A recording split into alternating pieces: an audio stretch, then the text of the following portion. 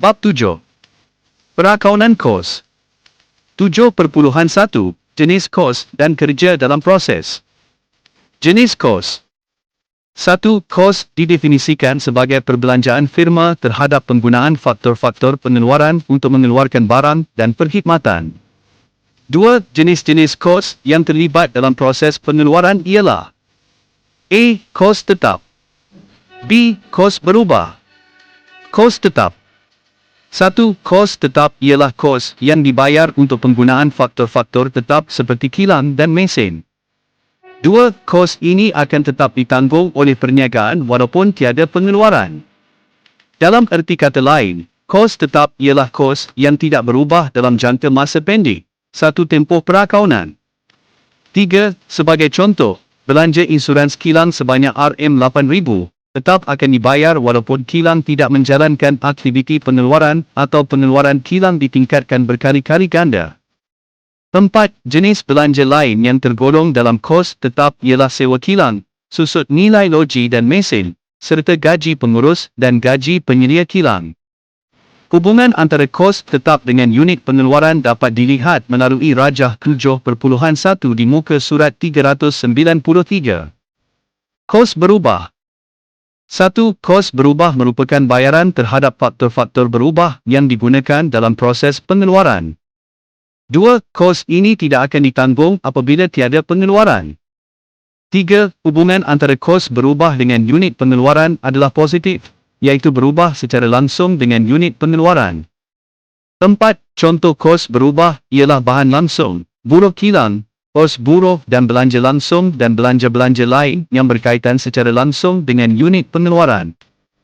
Hubungan antara kos berubah dengan unit pengeluaran dapat dilihat melalui rajah 7.2 di muka surat 393. Rujuk contoh di muka surat 394.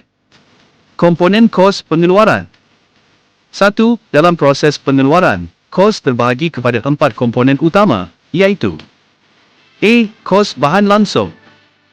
B. Kos buruh langsung. C. Belanja langsung. D. Kos overhead kilang. Kos bahan langsung. 1. Kos bahan langsung merujuk kepada kos bahan utama yang digunakan untuk menghasilkan barang. 2. Bahan langsung bagi sesebuah firma bergantung pada jenis produk yang dikeluarkan. 3. Bahan langsung dapat dikenal pasti secara langsung daripada sesuatu produk yang dikeluarkan. 4. Kos bahan langsung merangkumi semua belanja yang terlibat dalam pembelian bahan langsung, misalnya cukai, angkutan masuk, dan insurans atas belian. Kos-kos ini akan ditambahkan pada kos belian bahan langsung.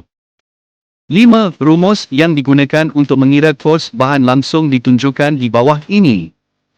Kos bahan langsung sama dengan inventory awal bahan langsung, tambah belian bahan langsung, tambah angkutan masuk bahan langsung, tambah cukai atas belian bahan langsung, tambah insurans atas belian bahan langsung, tolak inventory akhir bahan langsung. Kos buruh langsung.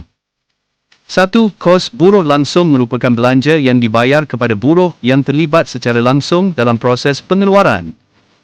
2. Kos buruh langsung merupakan kos berubah bagi sesebuah firma. 3. Hal ini bermakna bahawa semakin banyak kuantiti barang yang dikeluarkan, maka semakin banyak bilangan buruh langsung yang digunakan dan sebaliknya. Belanja langsung. 1. Selain kos bahan langsung dan kos buruh langsung, terdapat perbelanjaan lain yang turut berubah apabila unit pengeluaran berubah. 2. Perbelanjaan ini dikenal sebagai belanja langsung.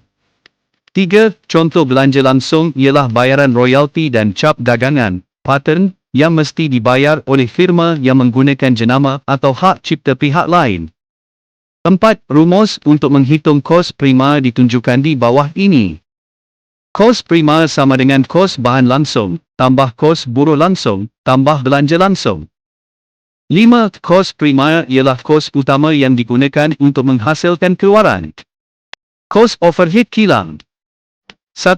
Kos overhead ialah kos yang berkaitan secara tidak langsung dengan proses pengeluaran tetapi berkaitan dengan pengurusan dan pengendalian umum kilang.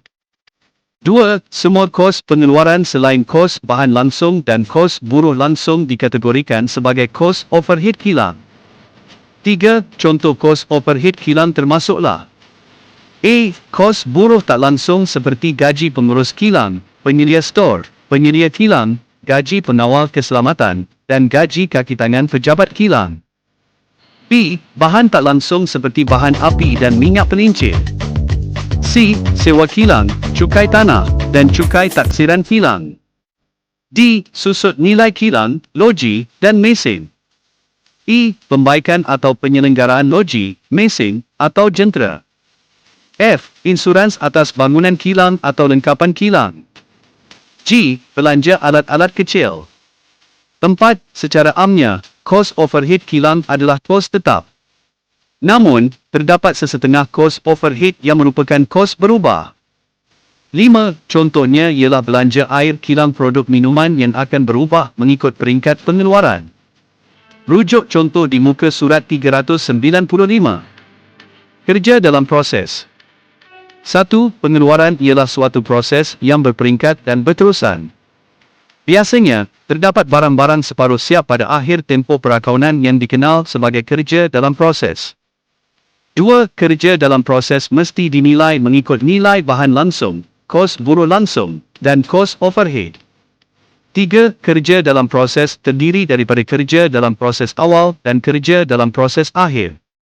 4. Kerja dalam proses awal merupakan item yang dibawa ke hadapan dari tahun perakaunan yang lepas.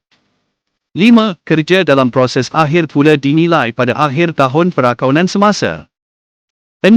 Dalam pengiraan kos pengeluaran bagi sesuatu tempoh, kerja dalam proses awal perlu ditambah dan kerja dalam proses akhir perlu ditolak. 7. Rumus untuk pengiraan kos pengeluaran ialah: kos pengeluaran sama dengan kos bahan langsung, tambah kos bor langsung, tambah belanja langsung tambah kos overhead, tambah kerja dalam proses awal, tolak kerja dalam proses akhir. Rujuk contoh di muka surat 396.